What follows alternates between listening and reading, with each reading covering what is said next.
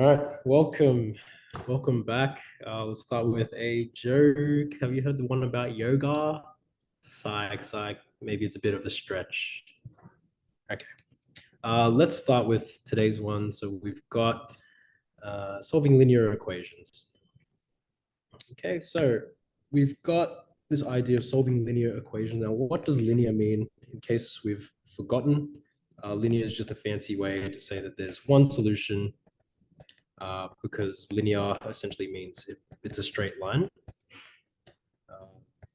We'll get to that. It gets more important later when we start sketching things out. Linear just means straight. And normally when you have a straight line, you only really have one solution, okay? It also means that if we're just working with x and not x squareds. We're not working with those, okay? We're just working with a singular x or a singular unknown. All right, what's the goal? It's to get one unknown value on its own on one side of the equation and everything else on the other. Okay, now how do we do this? These are the steps. Essentially, you need to keep the equation balanced. So that means, what that means is you need to do the same thing to both sides. It means if you add something, you got to add it to both sides. If you minus something, do it to both sides. And then we have to do that by using the inverse operation. So that means the inverse of plus is minus, inverse of times is divide, that kind of idea. And then we work from the furthest to the closest value from the unknown, and I'll show you what that means. Okay, so we're going to solve and check these questions, and we're going to do it by substitution. Now, as you can see, for this first one, I'm going to take the time here to explain it. That's my unknown. I'm going to try keep that by itself, and I'm going to try and move everything else to the other side. So I've got to do inverse functions, and I've got to start from the outside in. So furthest away from the x, so I can see the 4 is kind of attached to the x. So I'm going to deal with the 3, and I'm going to use the inverse, and I'm going to do it to both sides. So now applying that to both sides, plus 3 minus 3, they cancel out. 39 minus 3 is 36, leaving me with 4x on the left-hand side. And again, continuing on with this inverse function, the opposite of 4x, because that's 4 times x. So I'm going to divide both sides by 4.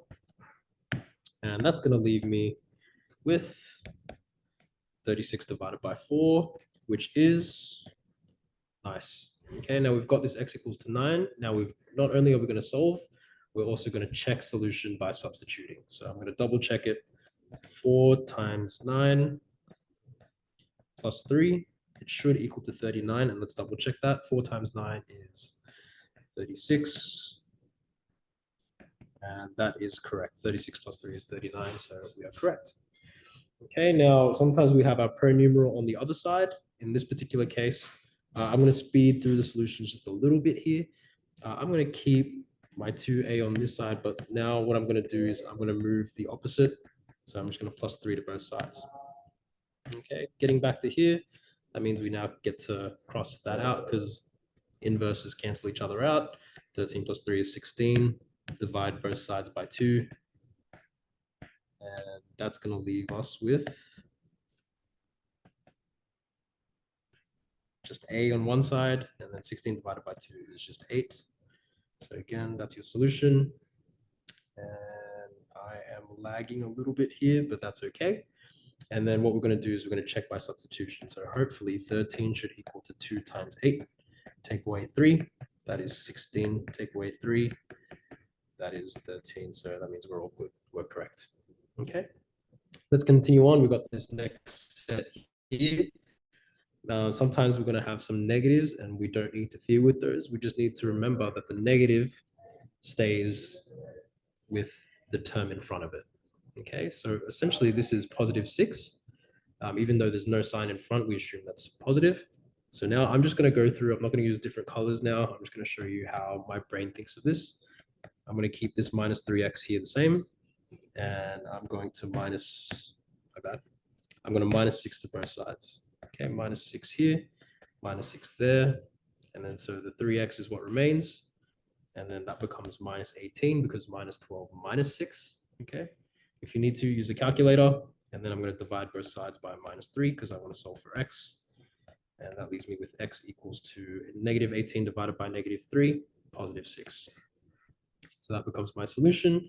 And again, I'm going to check it. 6 take away 3 times 6 should give me negative 12. And let's double check that. 6 take away 18 does in fact give me negative 12. We're good.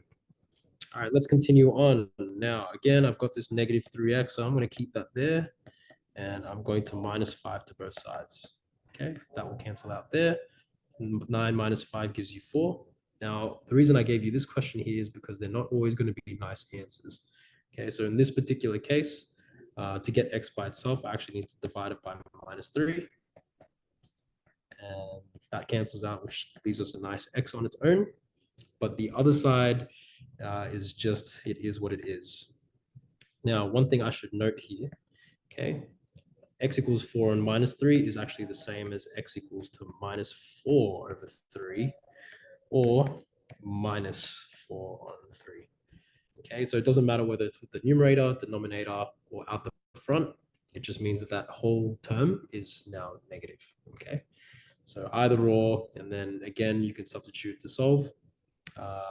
So it should be 5 take away 3 times minus 4 on 3 should equal to 9. And if they start getting a bit complicated, you can put that in the calculator and make sure your left-hand side is the same thing as your right-hand side. Okay. These last ones here, you can see that these ones now start to have a couple things going on. Again, we're going to start from the outside in. So the furthest away from the x is that plus 2. So I'm going to minus 2 to both sides first. That cancels out, which is nice. 4 take away 2 is 2. And then on the left-hand side, I'm just left with x over 3. Now you need to remember that that's a fancy way of saying x divided by 3. So the inverse operation of divide should be times. So I'm going to multiply 3 to both sides, times 3 times 3.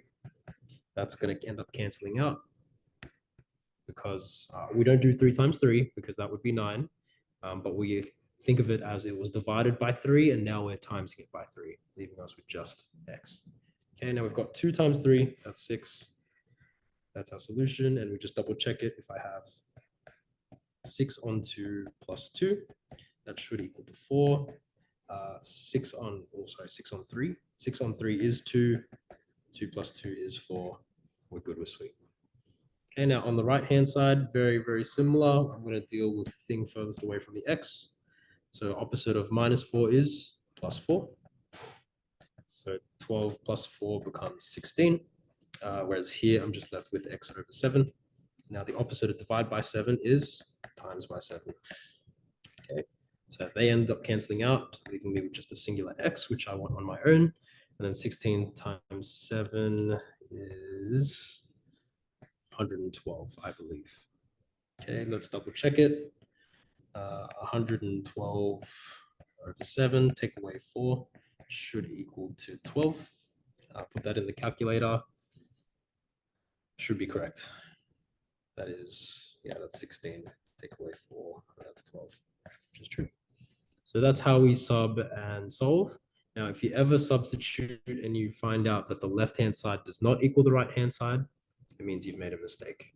Okay, now you don't have to check every single time, but if you want to be right every single time, you should probably check every time. All right, cheers. See you guys later and catch you in the next one. All right, bye.